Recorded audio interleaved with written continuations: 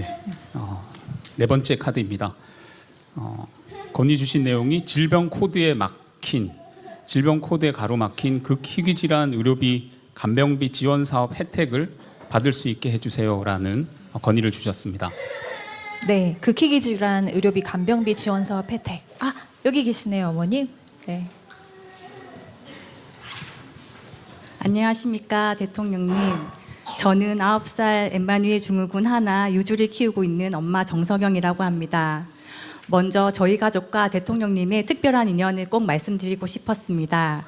저희가 성남에 살 때는 시장님으로, 하성으로 이사하니 도지사님으로, 그리고 서울에 오니 이제는 대통령님으로 늘 저희 곁에 계셔 주셨습니다.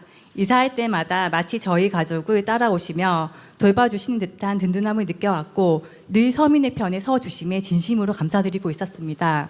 또한 김혜경 여사님께서 명지대학교 대학원에서 음악심리 치료 석사 과정을 밟으신 것으로 알고 있는데 저 역시 같은 명지대학교에서 음악심리치료사 1급 자격증을 취득했습니다. 치료라는 같은 길을 공부한 사람으로서 아픈 아이를 둔 엄마의 이 간절한 마음을 누구보다 깊이 공감해 주시리라 믿고 오늘 용기를 냈습니다. 제 아이가 앓고 있는 엠마누엘 증후군은 대학병원 교수님조차 평생 몇 번 보기 힘들 정도로 극희귀 질환입니다. 9살이지만 스스로 걷지도 말하지도 못하는 중증 1급 뇌병변 장애 및 골격계 장애, 위장계 기형, 심장 질환 등 중증 장애입니다. 이 병명을 정확히 알기까지 7년이 걸렸습니다. 출산 시에는 캐다이 증후군으로 알고 있었으나 산정특례조차 적용되지 않아 막대한 병원비를 감당했습니다. 그러다 담당 교수님의 정밀 재검사를 권유받았고 결국 병원의 지원을 받아 검사한 끝에 최근에야 엠마누엘 증후군이라는 진짜 이름을 찾을 수 있었습니다. 진단을 받은 후 조금은 나아질 거라 믿었지만 현실적인 벽은 여전했습니다. 현재 정부에서 중증 뇌병변 장애 아동들에게 매달 30만 원의 강변비를 지원하는 제도가 있는데 100여 개의 특정 질환 코드에 한정되어 운용되다 보니 제 아이처럼 그 목록에 포함되지 못한 극희귀 질환 아이들은 지원 대상에서 제외되고 있습니다.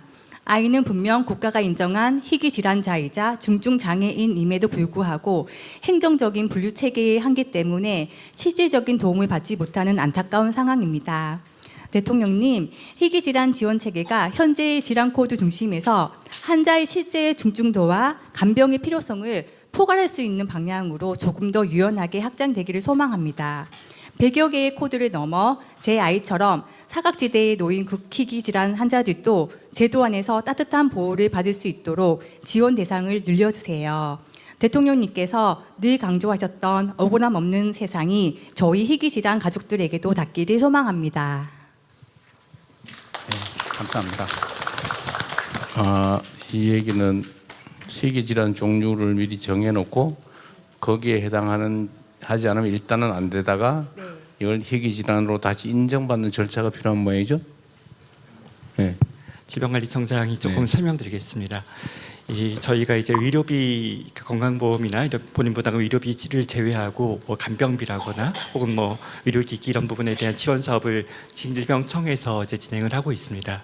그래서 이제 저희가 매년 이제 요건에 부합하는 가구에게 지원을 월 30만 원씩 월에 하는데 이 부분이 이제 장애인 등록이라는 요건이 있고 그 다음에 희귀질환이 저희가 한 1,400종 정도 내외 정도가 있거든요. 근데 그 부분들 중에서 현재는 100개의 희귀질환, 뭐 극희귀질환이든 희귀질환이든 100개를 이제 그런 지적 요건을 갖고 있습니다.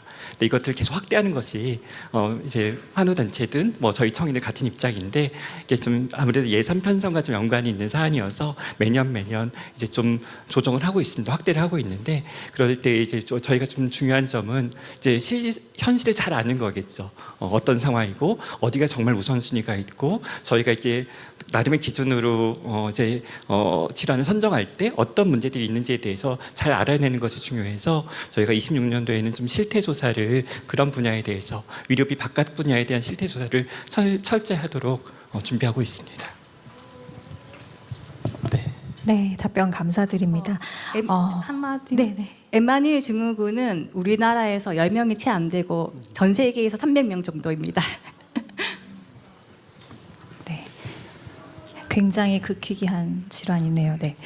그렇다면 또 이제 우리 환우분들 이야기를 들으시면서 저희 사단법인 한국희귀난치성 질환 연합회 김재학 회장님도 자리하셨는데 회장님께서는 어떤 생각을 가지고 계시고 또 어떤 것들 느끼고 계신지 좀 한 말씀 부탁드리겠습니다. 네, 안녕하세요. 먼저 이런 자리를 만들어 주신 대통령님께 진심으로 감사드립니다. 지금 환자분들의 모든 목소리가 저희 연합회에는 공감되는 목소리고요. 바라는, 희망하는 목소리인 것 같습니다. 어린 우리 희귀질환 환우들이 희망차고 밝은 미래를 꿈꾸며 성장할 수 있도록 대통령님께서 많은 관심을 가져주시면 감사드리겠고요. 저희 연합회장으로서 저도 환자들의 목소리가 잘 전해지도록 많은 노력을 하겠습니다. 감사합니다. 네, 회장님 말씀 감사합니다. 그럼 다음 카드 한번 넘어가 볼까요?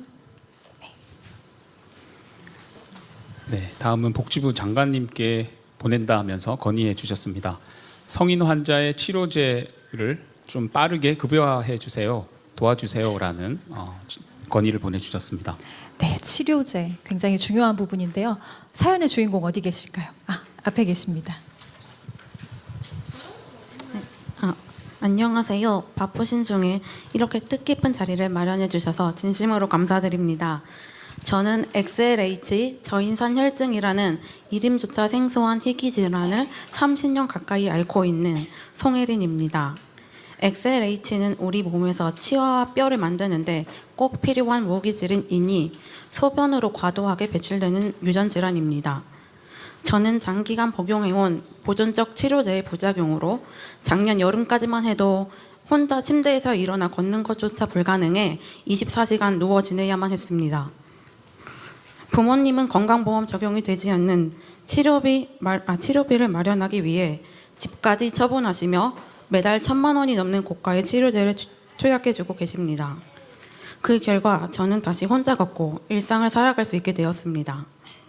사실 저희 어머니는 2022년 치료제 건강보험 급여화를 촉구하는 국민청원을 하셨고 5만 명의 동의를 얻어냈습니다. 그러나 정작 그 청원의 당사자인 저는 3년이 지난 지금까지도 건강보험 적용 혜택을 받지 못하고 있습니다. 그 이유는 건강보험 적용이 18세 미만 소아 환자들에게만 적용되고 있기 때문입니다. 성인이 된다고 해서 유전적 결함이 사라지는 것은 아니며 오히려 질환의 고통은 더 심해집니다. 그럼에도 불구하고 성인이라는 이유만으로 환자들은 치료 접근권에서 배제되고 있습니다. 연령 기준으로 치료 기회를 제한하는 현실 속에서 저를 포함한 많은 희귀 질환 환자들이 치료제를 눈앞에 두고도 사용하지 못하는 의료 사각지대에 놓여 있습니다. 대통령님, 치료비 때문에 치료를 포기하는 환자가 없는 나라를 만들겠다는 약속, 그 약속이 이번 크리스마스에 저희 희귀질환 환자들에게 가장 큰 선물이 되기를 간절히 바랍니다. 감사합니다. 네, 치료제 급여와 관련된 부분 말씀 부탁드립니다. 네, 송혜리님 말씀 감사합니다. 두 가지 말씀이신 것 같아요. 하나는 희귀질환자들의 치료제가 신속하게 보험에 급여 적용이 안 돼서 비급여로 치료해야 된다는 거랑 또 성인한테는 적용 안 하는 그런 급여 조건이 이상하다는 말씀이신데요. 저희가 이제 희귀질환자에 대한 신약들이 빨리 보험에 등재되게끔 그 보험의 등재 절차를 식약처 허가, 심사평가원의 평가 그리고 보험회사의 계약 이 단계를 하나로 묶어가지고 기존에 한 330일 걸렸던 거를 100일로 단축하는 그런 계획을 얼마 전에 약가제도 개편 방안에 발표를 한 바가 있습니다. 그래서 필요한 희귀질환 치료제에 대한 조사를 하고 신속 등재될 수 있게끔 절차를 개선하고 도입하도록 그렇게 하겠습니다. 두 번째 말씀 주신 거는 아마 그 질환별로 조금 급여 기준이 다를 것 같아서 말씀 주신 왜 성인에 적용 안 하고 있는지 좀 확인해서 말씀하신 대로 이게 치료가 어린이 때만 되는 게 아니라 성인까지도 이어지는 질병의 특성을 반영해서 급여를 조정할 수 있는 방안을 한번 살펴보고 말씀드리겠습니다. 감사합니다. 네, 그럼 6번째 카드도 열어보겠습니다. 다음 카드를 너무 귀여운 말이 써 있는데요. 안녕하세요. 이재명 대통령 산타님. TV에서 봤던 분을 실제로 만난다니 너무 신기해요. 더 특별한 크리스마스가 될 것 같아요. 멋진 성탄 행사에 초대해 주셔서 고맙습니다. 메리 크리스마스. 담도폐쇄증 환우회의 신서윤 환아가 이렇게 카드를 보내줬어요. 어디 있을까요, 서윤이? 서윤이 어디 있어? 서윤이 너무 귀여운 또 핀도 하고 왔네요. 네, 너무 감사합니다. 드려야 되겠습니다. 네, 이건 직접 전해드릴 수 있도록. 나중에. 네, 바로 다음 카드 넘어가 보도록 하겠습니다. 네. 네, 다음 건의 내용입니다. 저는 활동 지원 서비스와 올해 시행된 본인 부담금 상한제가 도움이 많이 되고 감사한 제도인 것 같습니다라고 하시면서 많은 보호자들이 활동 지원 서비스 시간을 늘려달라고 호소해도 잘 안 되는 경우가 많은데요. 보호자들의 돌봄 부담을 경감시키는 활동 지원 서비스 시간 확대가 되기를 소망해 봅니다라는 건의를 주셨습니다. 네, 어디 계실까요? 사연의 주인공. 네, 이쪽에 계십니다. 안녕하세요. 저는 그 발언을 준비를 안 하고 그냥 오늘 즉석에서 써서 낸 건데 이렇게 돼서 감사합니다. 저는 그 코넬리아 드랑즈 증후군이라는 질환을 앓고 있는 14살 김시안의 엄마 김연경이라고 합니다. 반갑습니다. 저희 아이 같은 경우는 이제 그 태어났을 때부터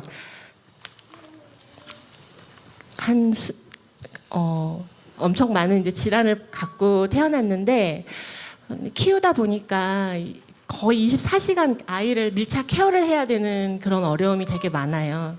아이가 이제 눈을 뗄 수가 없고 그러다 보니까 혼자서 이 아이를 감당하기가 너무 어려운데 이 장애인 활동 지원 서비스가 너무 감사한 거예요. 그래서 저희 가족이 정말 이 서비스를 이게 아마 만 7세부터 받을 수 있는 걸로 알고 있는데 그 후로부터 너무 삶이 진짜 행복하게 많이 바뀌었는데 아무래도 이제 이게 그 재원이 한정되다 보니까 조금 더 받고 싶은 마음이 있는데 이제 그 시간이 저뿐만 아니라 많은 분들이 좀 부족하다고 느끼시는 것 같아요. 그래서 장애 엄마들 얘기 많이 들어봐도 눈물로 호소해도 이거는 안 된대요. 아이가 아무리 자신을 뭐 자해를 하고 뭐 굉장히 위험하고 그래도 좀 시간 늘려달라고 아무리 이게 연금보험공단인가 거기서 심사를 저희가 봤는데 아무리 해도 안 된다고 하고 저는 이제 방학 때 조금이라도 좀 더 받고 싶어서 저도 이의 제기도 해보고 막 했는데 안 되더라고요. 그거는 그래서 이번에 한번 소망을 담아서 적어봤습니다. 네. 하루가 아니고요. 저희가 이제 한 달에 이렇게 몇 시간 이렇게 나오거든요. 그 지원이. 그래서 저는 좀 많이 받고 있는 편이긴 한데 모든 이제 장애 아이나 이 희귀 질환을 키우시는 분들의 소망을 담아서 적어봤습니다. 예. 네, 그 어머님 말씀 주신 거는 이제 장애인으로 등록돼 있는 분들에 대한 활동 지원 서비스인데 저희가 한 16개 정도 등급으로 나눠서 장애인의 활동 제약이 어느 정도 있는지를 연금공단에서 조사를 해서 등급을 정하고 등급에 따라서 활동 지원하는 그런 시간이 이렇게 배분이 돼서 그 시간을 이용을 하게 돼서 가장 많이 이용하시는 시간은 제가 좀 정확하지 않은데 한 18시간, 뭐 아무튼 굉장히 16등급으로 합니다. 근데 장애인분들께서 그 등급 판정을 좀 더 높게 평가를 해야 된다. 평가 도구가 정확한지 이런 거에 대한 문제 제기를 많이 해주시고 계셔서 저희가 그 장애인 그 전문가와 장애인 단체하고 TF를 만들어서 장애인 활동 조사하는 거를 어떻게 개편할 건가에 대한 논의를 하고 있습니다. 그래서 그런 지적들에 대해서 어떻게 좀 보완할지 방안을 좀 만들어서 정확한 등급 판정이라거나 등급에 맞는 시간에 대한 부분들은 좀 조정하도록 하겠다는 말씀드립니다. 네, 많이 지원 드리지 못해서 송구합니다. 네, 우리 어머니 입장에서 참 답답한 일일 거예요. 근데 어쨌든 국가 행정을 조금 책임지는 입장에서 보면 어떤 정해진 재원을 가지고 가장 중요하고 가장 급한 데부터 이렇게 집행을 해 나가는데, 어쨌든 장애인 활동 지원 서비스 시간을 늘려달라는 민원은 뭐 희귀 환자뿐만이 아니라 장애인 사회 전반의 요구입니다. 요청인데 최대한 늘려보긴 하겠지만 어쨌든 정해진 예산 범위 내에서 해야 되는 것이라서 어쨌든 예산에 가용한 예산을 좀 늘리는 일, 결국 국가 경제 볼륨을 키우는 거. 두 번째는 이제 세수를 사실 우리는 선진국 비해서는 조세 부담률이 매우 낮아서 조세 부담률을 전체적으로 우리 사회 구성원들 사이에 협의를 거쳐서 좀 늘려야 됩니다. 지금 우리 조세 부담률이 20% 이하로 떨어져 버린 데도록 선진국이 대개 한 224%, 우리가 지금 17%가까지 떨어졌다는데 다시 아마 좀 올라가긴 할 겁니다. 이번에 저희가 이제 조세 감면된 거 이제 원상 복구하고 조금 올라가는데 하여튼 그것도 좀 올려야 되고요. 지출 항목 중에서 불효불급한 곳, 좀 쓸데없이 낭비되거나 특혜적으로 지출되는 부분을 저희가 최대한 좀 골라내는 중인데, 그렇게 하면 좀 여력이 생기면 정말 우리 어머니처럼 꼭 필요한 영역에 지출을 조금씩 더 늘려갈 수 있을 거다, 그런 생각을 합니다. 좀 해보고 좀 기다려 주시면 좀 나아지지 않을까 싶네요. 네, 조금만 붙여서 말씀을 좀 드리면, 질병관리청이 국가에서 하고 있는 가장 중요한 일은 보건의료 정책의 근거를 이제 바르게 생산해서 이제 정책을 설계할 수 있도록 돕는 일이 저희가 겪는 가장 중요한 책무인데, 아까 말씀드렸던 실태조사를, 이 희귀질환에 대한 실태조사를 1년 단위로 올해부터 하고 있습니다. 올해도 이제 심층조사 항목에서 뭐 건강 상태 같은 기본조사 이외에 심층조사 항목에서 이제 간병, 돌봄, 혹은 이동과 교통, 뭐 정신과 심리 같은 부분들, 즉 직접적인 건강에 이제 외부에 있는 요소들, 사회적인 요소들을 심층 조사하고 있고, 그런 조사, 실태 조사의 내용들은 잘 정리되면 이번 정부 들어서 새로 생긴 태스크포스가 있습니다. 그러니까 의료 환자 중심의 의료복지 연계 정책 수립을 위한 태스크포스가 TF가 복지부에 설치되어 있거든요. 저희들이 하는 실태 조사 내용들을 잘 정리해서 그 안에서 이제 같이 논의하고 국가 정책으로 반영하도록 애쓰겠습니다. 그리고 송혜린님 말씀 주셨던 이런 비급여 같은 부분들도 26년도 실태조사의 제일 중요한 이슈입니다. 그래서 비급여 항목들로 어떤 부분들을 곤란해하시고 고통받고 있는지도 잘 조사해서 정리해서 정부 안에서 아주 진지하게 논의하도록 하겠습니다. 네. 네, 다음 카드로 한번 넘어가 보겠습니다.